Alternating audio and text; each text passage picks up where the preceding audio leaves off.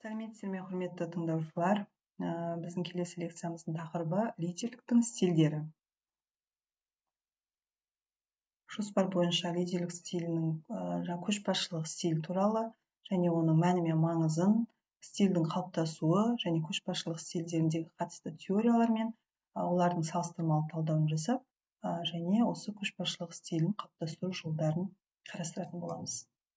Лидерлік бұл ұйымдар мен қоғамдарда маңызды роль атқаратын процесс. Лидерлер өз топтарына немесе ұйымдарына бағыт береді, нәтижелерге қол жеткізу үшін мотивациялайды және тиімді жұмыс атмосферасын қалыптастырады. Бизнес әлемінде көшбасшылық стилі оның маңыздылығы мен тиімділігі менеджменттің негізгі аспектілерінің бірі болып табылады.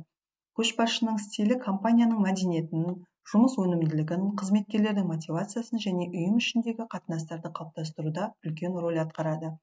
Біздің бүгінгі презентациямызда көшбасшылық стильдер туралы түсінік қалыптастырып, оларды қалай қалыптастыру және қандай факторлар әсер ететіндігін қарастыратын боламыз. Көшбасшылық стилі туралы түсінік, яғни лидерлік стильдері ұйымдағы көшбасшының қызметкерлермен өзара әрекеттесу әдісін сипаттайды. Бұл стильдер көшбасшының қызметкерлеріне қалай әсер ететінін, олардың мотивациясын қалай арттыратынын және ұйымның нәтижелілігін қалай арттыруға болатынын анықтайды. Көшбасшылық стиль бұл көшбасшының адамдық қасиеттері, мінез-құлқы, шешім қабылдау тәсілі мен басқару әдістерінің жиынтығы. Көшбасшылық стильдерінің негізгі түрлері мынандай болып бөлінеді. Бірінші, авторитарлық стиль. Яғни көшбасшы барлық шешімдерді өзі қабылдайды және қызметкерлердің пікіріне аз көңіл бөледі. Келесі, демократиялық стиль. Мұнда көшбасшы қызметкерлермен бірге шешім қабылдайды және пікір алмасуды қолдайды. Келесі, либералды стиль. Мұнда көшбасшы қызметкерлеріне көп еркіндік береді және олар өз жұмысын тәуелсіз түрде орындай алады. Келесі, көшбасшылық стильдің маңыздылығына келетін болсақ, бірінші, қызметкерлердің мотивациясы. Көшбасшының стилі қызметкерлердің жұмысқа деген ынтасын, мотивациясын арттыруда немесе төмендетуде айтарлықтай әсер етеді. Мысалы, демократиялық стиль қызметкерлердің қатысуын және шешім қабылдауда белсенділігін арттырса, авторитарлық стиль кейде тәртіп пен тұрақтылықты сақтауға көмек береді.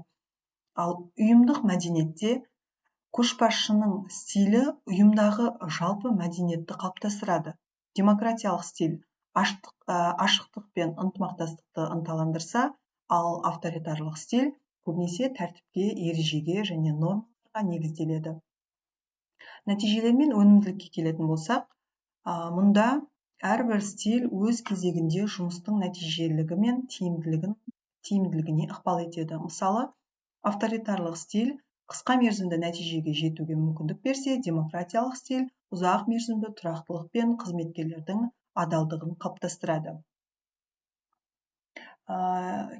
Енді көшбасшылық стилін қалыптастырудың факторларына келетін болсақ, көшбасшылық стилі туа пайда болмайды, ол уақыт өте келе қалыптасады және жетіледі. Оған әсер ететін бірнеше негізгі факторлар бар деп қарастырады.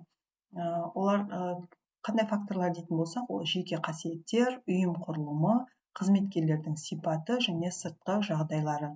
Ал стильге ықпал ететін жеке қасиеттер, яғни мінезге сәйкес стиль таңдайды, және де қатаң немесе икемді басқару, бақылау деңгейін анықтайды және де жағдайға сай стильді өзгертеді. Көшбасшылық стильдеріне қатысты теорияларды қарастыратын болсақ, бірінші, қасиеттер теориясы. Бұл теория көшбасшы болу үшін белгілі бір туа біткен қасиеттер қажет деп санайды, яғни батылдық, жауапкершілік, сенімділік, шешім қабылдау қабілеті және тағы басқалар. Келесі, мінез-құлық теориясы. Мінез-құлық теориясында көшбасшылық бұл үйренуге болатын мінез-құлық деп санайды. Мұнда автократиялық, яғни өзі шешім қабылдайды, демократиялық бірге шешім қабылдайды және қызметкерлерге толық еркіндік береді. Және де ситуациялық теорияларға келетін болсақ, бұл теорияда тиімді көшбасшылық стилі жағдайға байланысты өзгереді. Яғни жағдайға байланысты көшбасшылықтың стилі өзгеріп отыруы мүмкін, ситуацияға байланысты өзгеруі мүмкін. Бұл жерде Хельси, Бланшард моделін айтуға болады, Фидлер теориясын айтуға болады мысал ретінде төтенше жағдайда авторитарлық ал шығармашылық ортада демократиялық стильді тиімді деп санауға болады, яғни ситуацияға байланысты түрлі модельді қолдануға мүмкіндік береді. Және теориялардың салыстырмалы кестесіне назар аударсақ, мұнда қасиеттер теориясы, мінез-құлық теориясы, ситуациялық теориялардың негізгі идеясы мен артықшылықтары. Қасиеттер теориясының негізгі идеясы ол лидерлік туа біткен болып саналса, оның артықшылығы табиғи көшбасшыларды анықтауға мүмкіндік береді. Және де лидерлік үйренуге болады деп ұсынады бізге мінез-құлық теориясы, және де оның артықшылығы білім беру арқылы лидерлерді жаңағы дамытуға, қалыптастыруға болады деген ұстанымға келуге болады. Ал ситуациялық теорияда оның негізгі идеясы стиль жағдайға бейімделеді. Яғни икемділікпен бейімделуді қалыптастырады. Авторитарлық стиль. Авторитарлық немесе директивті стиль бұл көшбасшы барлық шешімдерді өзі қабылдайды, бақылауды толықтай өз қолында ұстайды және де өзі басқарады. Бұл стиль көбінесе тәртіппен жылдам нәтижені қажет ететін ұйымдарда қолданылады. Ерекшеліктері бұйрық беру мен нұсқау беру басымырақ болады, қызметкерлердің пікірлері көбіне ескерілмейді, бақылау қатаң және жауапкершілік көшбасшыда болады. Мұның артықшылығы тез шешім қабылдау, дағдарыс кезінде тиімді және де ұжымда тәртіп пен нақты құрылым болады. Кемшіліктер жағына келетін болсақ, бұл стильде қызметкерлердің мотивациясы төмендеуі мүмкін және шығармашылық пен бастамашылық шектеледі және ұзақ мерзімді перспективада кадр ауысуы көбейеді. Жаңағы зерттеулерге сүйене келе қызметкерлердің авторитарлық стильге реакциясы, яғни көзқарасын айтатын болсақ, мұнда 40% стильді тиімді деп санайды, 35% қысым мен күйзелісті сезінеді және 25% ынтасыз жұмыс істейді деген көрсеткіштердің нәтижесі бар. Ал демократиялық стильге келетін болсақ, мұнда көшбасшы қызметкерлермен арасында ашық қарым-қатынас пен бірлескен шешім қабылдауға негізделген басқару тәсілі. Бұл стиль көбінесе шығармашылық, білім беру және әлеуметтік сала ұйымдарында қолданады. Ерекшелігі қызметкерлердің пікірлері тыңдалады, шешімдер бірге қабылданады және ашықтық пен сенім атмосферасына негізделген. Артықшылықтарына келетін болсақ, мұнда қызметкерлердің мотивациясы артады, командалық рух пен жауапкершілік күшейеді, ұзақ мерзімді тұрақтылық қалыптасады. Кемшіліктері шешім қабылдау процесі баяу болуы мүмкін, барлық қызметкерлердің қатысуы қажет болып саналады және кейде тәртіп пен бақылау кішкене әлсіреуі мүмкін. Және де бұл жерде де зерттеулердің нәтижесі бойынша қызметкерлердің мотивациясы, ұжымшылдық қақтығыстар, командалық жұмыс сапасы, идея мен ұсыныс белсенділігі және жұмысқа ынтасыздық критериялар бойынша алдарыңызда диаграмма зерттеу нәтижесі көрсетіліп тұр. Енді келесі либералды еркін стильге келетін болсақ, мұнда көшбасшы қызметкерлерге толық еркіндік беретін басқару түрі. Мұнда басшы тек жалпы мақсатты белгілейді, ал қызметкерлер өз бетімен шешім қабылдайды және жұмыс жүргізеді. Ерекшеліктері басшының араласуы аз болады, қызметкерлер өз бетімен жұмыс жасайды, шешімдер еркін қабылданады және басшы тек кеңесші рөлін атқарады. Ал артықшылықтары шығармашылықты дамытуға өте қолайлы, жеке жауапкершілік артады, өз бетінше шешім қабылдау қабілеті күшейеді. Тиісінше кемшіліктерін атап өтетін болсақ, тәртіп пен бақылаудың болмауы мүмкін. Топта бей-берекет тууы мүмкін және нәтижеге жету уақыты кішкене созылуы де әбден ықтимал.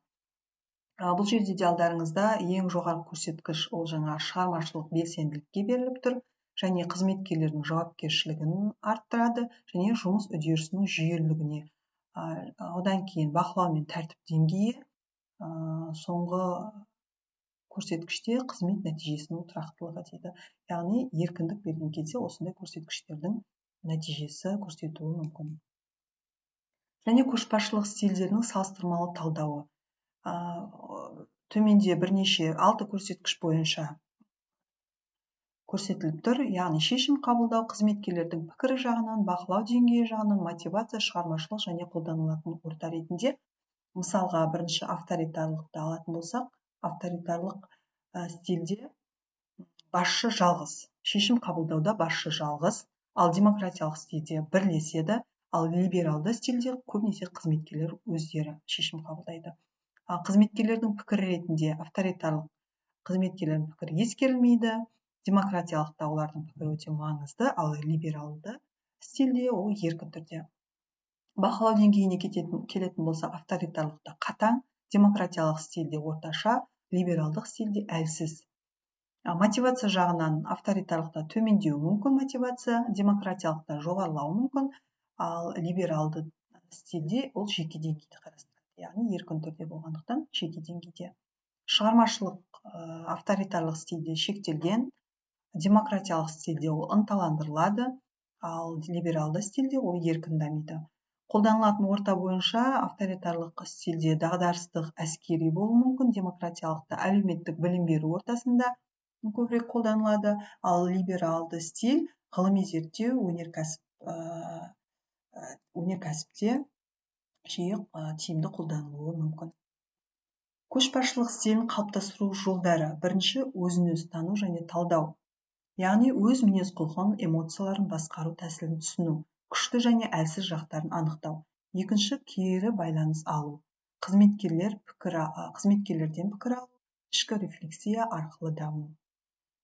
Келесі, жағдайды бағалау, яғни қызметкерлердің ерекшеліктері, жұмыс бағыты мен мақсаттары және ұжым мәдениеті мен құндылықтары. Төртінші, икемділікпен бейімделу, түрлі жағдайларда стильдерді өзгертіп бейімделе алу.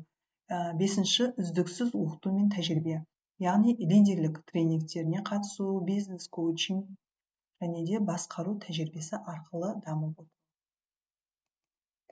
Қорытындыға келетін болсақ, көшбасшылық стилі ұйымның мәдениетіне, басшының тұлғалық ерекшеліктеріне және ұжым жағдайына байланысты қалыптасады. Авторитарлық, демократиялық және либералды стильдердің әрқайсысы нақты жағдайларда тиімді болуы мүмкін. Ең бастысы, икемділік пен жағдайға қарай стильдерді тиімді қолдану қажет. Көшбасшылар өз-өзін үнемі жетілдіріп, ұжымның қажеттіліктеріне назар аударуы тиіс және тиімді стильді таңдау арқылы қызметкерлердің әлеуетін ашуға және ұйымның дамуын қамтамасыз етуге болады. Нағыз көшбасшы бұл тек бұйрық беретін адам емес, ол тыңдай білетін, сенім тудыратын және ұжымды ортақ мақсатқа жетелейтін тұлға. Стиль құрал ғана, ал көшбасшылық ол өнер. Рахмет, сау болыңыздар.